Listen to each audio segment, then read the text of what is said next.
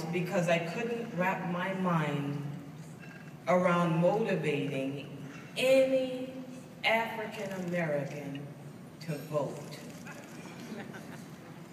There is something in my mind that cannot conceive, after everything that we have been through in history, to not vote.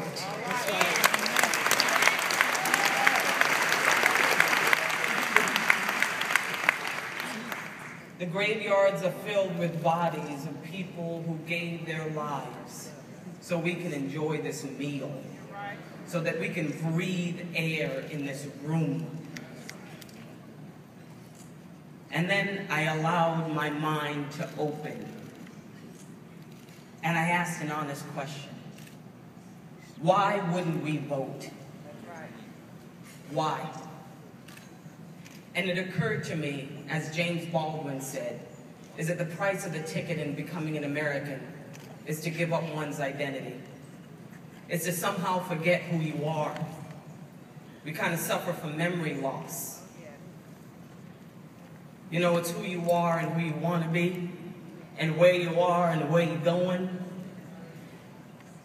And I think that there's something about getting in that voting booth and voting your heart and your conscience that you have to absolutely remember who you are and where you're going.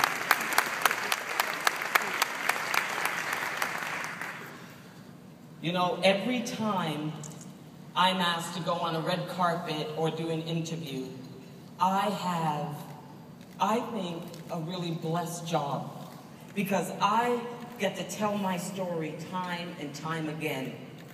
And in telling my story, what I realize is that there is no earthly reason why I should be here. I am a child of poverty. And I say that time and time again because I don't wear it as a badge, but I do wear it as a testimony of survival.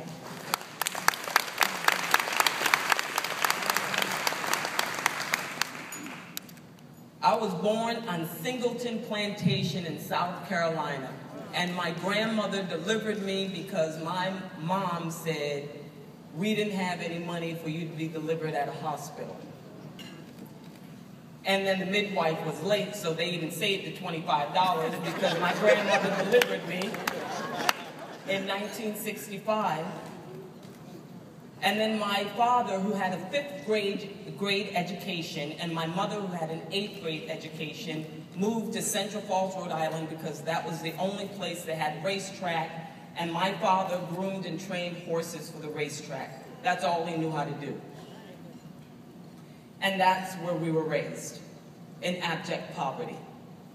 Abject poverty meaning no plumbing, meaning no food, never having a phone, freezing cold temperatures all the time, and the only black family in Central Falls, Rhode Island. And so how did I get from there to here? And I can tell you for a fact that it is a lie when people say they got to wherever they got to alone.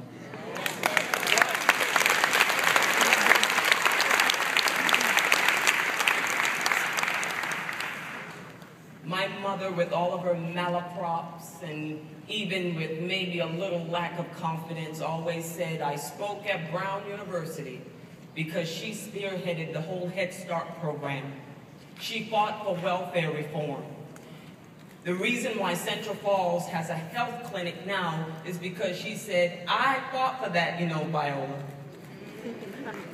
Because there was something in her that understood